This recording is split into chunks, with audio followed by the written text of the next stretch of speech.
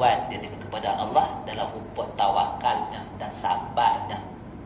Satu hari dah Syekh Ibn Hajar ni dia naik baral dia di tengah pekan. Yahudi ni dia berniaga minyak zaitun. Berlemuai lah kan duduk minyak zaitun ni, dia bukan orang senang bah. Dia tengok Syekh tu lalu dia menguji Syekh tu. Dia nak mengecam Syekh tu dengan satu hadis. Sehadis dia, dunia sijnul lil mu'minin wa jannatul lil kafirin. Dunia ni penjara bagi orang mukmin, kemudian syurga bagi orang yang tidak mukmin. Lalu Syekh dia kata, engkau bagaimana dengan hadis ni? Engkau duduk atas baral yang orang alim, tak dihias dengan pakaian yang bersih, kemas.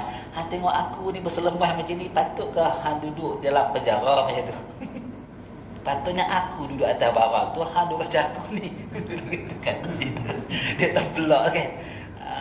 Lalu jawab dia mudah ya, biar tiba ni'mah fi dihuna di sana no. Maka aku masih terpenjara di sini, tapi diiktibarkan azab seksa yang kamu dapat di sana no. Kamu masih dikira curau lah ni. Itu kata. Lalu beriman Yahudi tu.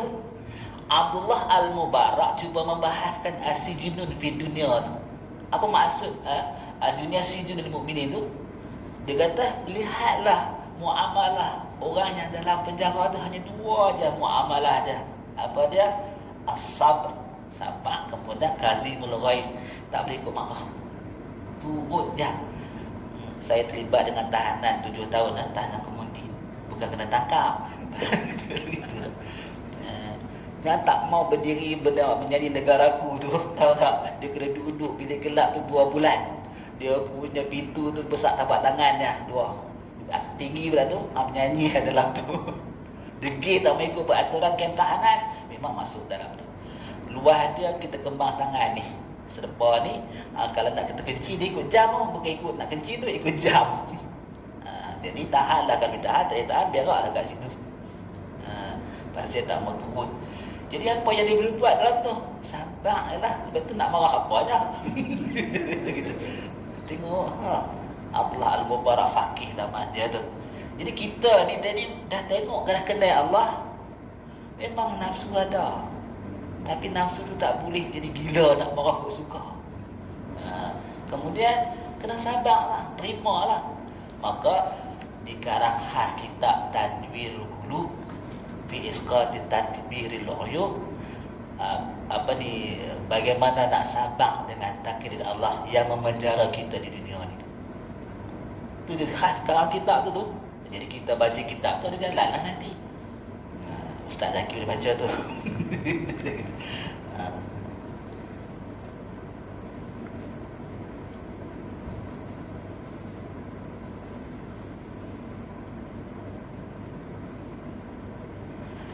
Dan diamlah dia, sukutlah, diamlah ia di bawah perintahnya Allah yang dikenal tadi tu, dengan memiliki hakikat perbuatan, asma dan sifat. Dan memutuslah ia daripada dirinya itu, daripada segala yang diseru oleh nafsunya. Maka dia mula berpaling daripada melayani bisikan dan kecenderungan nafsu dia kepada melayani hakikat Allahnya. Di sini mula nak berlaku fana ni kalau dia beristiqamah ni. Baik. Kemudian padahal tiada berpaling hatinya sekali-kali bagi suatu yang diseru oleh nafsunya yang lain daripada hak Ta'ala. Sebab nafsu ni ada banyak peringkat. Nafsu yang selain hak Allah Ta'ala diseru ni nafsu amarah dengan lawamah.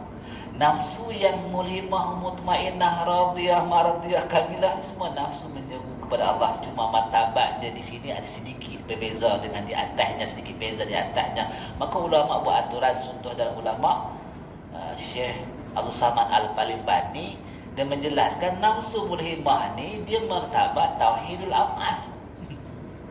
Alam dia alam barzakh, alam barzakh. Di sini dia tahu alam barzah, alam ruh, alamnya alam malakut di situ. Alam barzah, alam malakut. Kemudian alam mulk, kemudian alam lahut. Alam malakut ni apa? Alam malakut ni alam lain. Kalau kata alam mulk tu alam nyata yang macam yang kita boleh tengok ni. Apa gaib ke mana? Kan Allah tu gaib al-ghuyub. Gitu kan.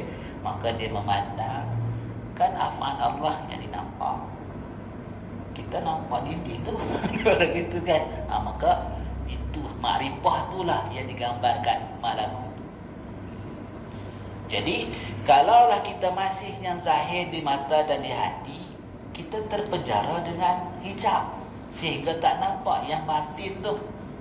Nafsu mulhimah dah dia menyingkap kezahiran, singkapan hijab tu dah tersingkap, nampak yang batin tapi di martabat amal. Siapa dah orang ni wali Allah dah tu. Kita nak tunggu tiba-tiba jadi ke atau nak latih-latih dulu? Latih-latih dulu lah kan. Aduh kan. Kita sekolah apa dah kelas-kelas dia. Latihlah, nak latih mula kok mana? Mula kok afal dulu. Tak boleh tinggi lah. Tinggi tak mananya. Tu kena buat. Kena buatnya tu latih pandang lengu. Itu sebab kata apa? Rabi' bin Khaisum kalau tak salah. Bila ditanya kepada ya Rabi', adakah lelaki yang khairu minka, yang lebih baik dari kau? Dia kata kalau di sana mantaqahu zikran wa sumtuhu tafakuran wa safaruhu tadaburan, adalah lelaki itu lebih baik dari aku. Kalaulah dia bercakap semuanya zikir, kalaulah diam dia semuanya tafakur, kalau dah bergerak berjalan dia semuanya tadabbur, memahati, ada lelaki itu lebih baik dari aku. Kalau tak ada akulah tu. Gitu akulah tu. Kalau macam tu Sinong Bakar macam mana? Sinong Bakar ni nak berak, nak masuk tandas batu kat mulut. Takut lidah ni berzikir dalam berak, dalam tandas tu. Kita buat dia kan nyanyi kita. Maknanya kelakuan dia sentiasa macam tu. Nak dapat tu. Nak dapat kata apa ni zahir syariat dia tu. Sebab dia tu. Dengan hati sentiasa memandang, akhirnya dia akan mencapai makam tersingkap hijab zahir, naik kepada nafsu mulhimah. Habis di antara amarah dengan mulhimah ni, nafsu apa yang menghalang? Nafsu lawamah.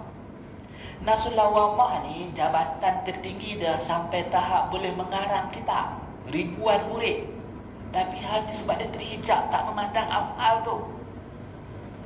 Bukan dia tak faham Allah tu wahdah, tapi dia tak dapat nak tolak serangan perangai amarah yang dulu ujub riak tu. Buat maksiat dah, alim sangat dah. Tapi di sini di dalam hati dia tu suka terhijab, datang ujub riak dan sebagainya, maka dia mencela-cela diri dia tu. Awak lah ni macam ni, latih dah lama dah ni.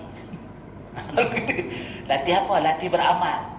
Cuba kalih balik kepada poin latih memandang Tuhan tu. Saya tak lama dia beramal, semayang dengan harapan dapat anwar daripada ibadah tu, menghilangkan rasa kedirian tu. Dia tak kena tarik. Mana kena latih buangnya ni. Latih buang kedirian pada ada perbuatan. Macam tu. Di sini mulalah timbul persoalan. Macam Jabariyah. Tidak macam Jabariyah. Jangan cepat dulu saya kita cerita Jabariyah tu macam mana, apa semua cerita nanti.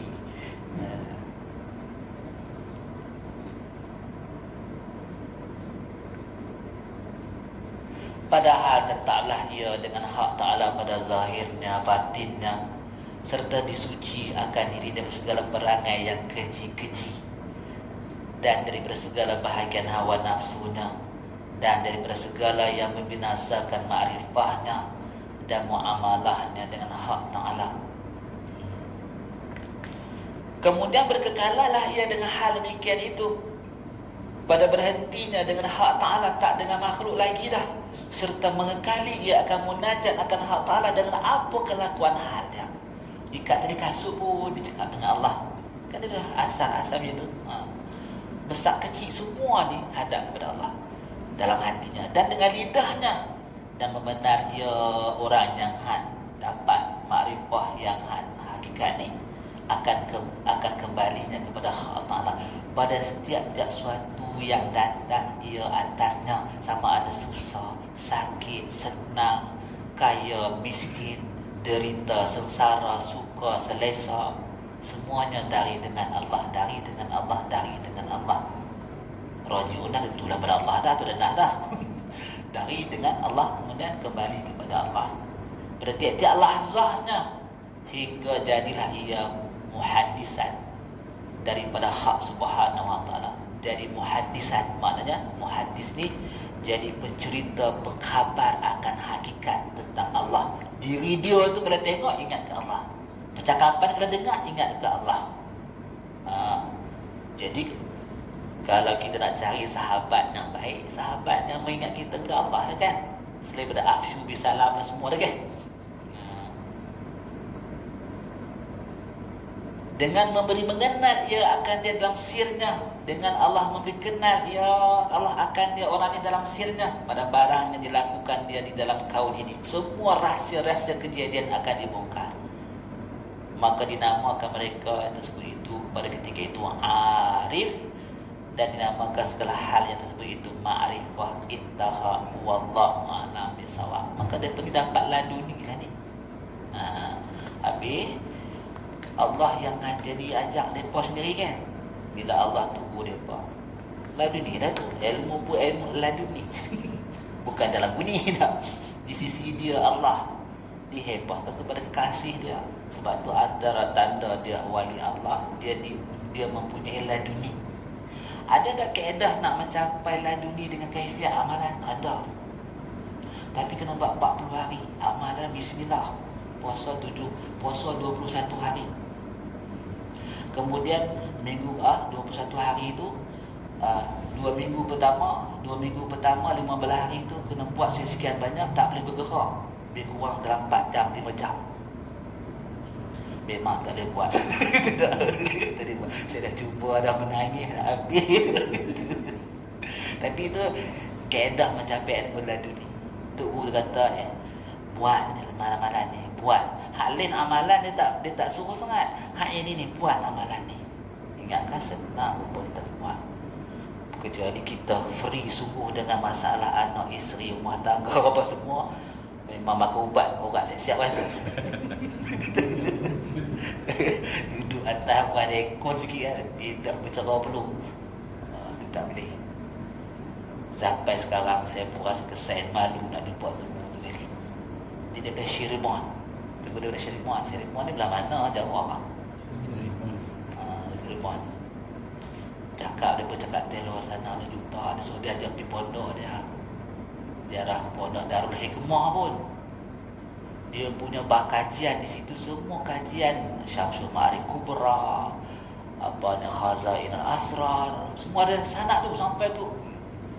Dia punya hadarah, dia punya hadarah tu rasanya 4-5 kali Fatihah apa nak habis lah kata Fatihah. Sebut panjangnya sangat. Gitu dah. Bila habis satu amanah khusus nak kena buat kenduri. Kenduri tak banyak syarat je lah. Pembuka ada baca hadarah tu macam hol lah. Baca sampai ke Fatihah. Pembuka ilmu hikmah ada. Jadi dia kata memang berat. Kalau ikut tarikat mudah 10 kali ganda ni. Dah benar ni 10 kali ganda susah. Kalau gitu memang susah. Dia kena ulang-ulang buat. Baik, kita sudah dah katnya lama dah ni. Kita sambung nanti insya-Allah pada maka murad daripada segala perkataan yang tersebut itu. Dia baru dia ambil khulasah macam tu. Panjang sangat tadi. Dia akan cerita khulasah. Bismillahirrahmanirrahim. Allahumma inna nas'aluka ilman nafi'an wa qalban khashi'an wa amalan salihan. Amin ya rabbal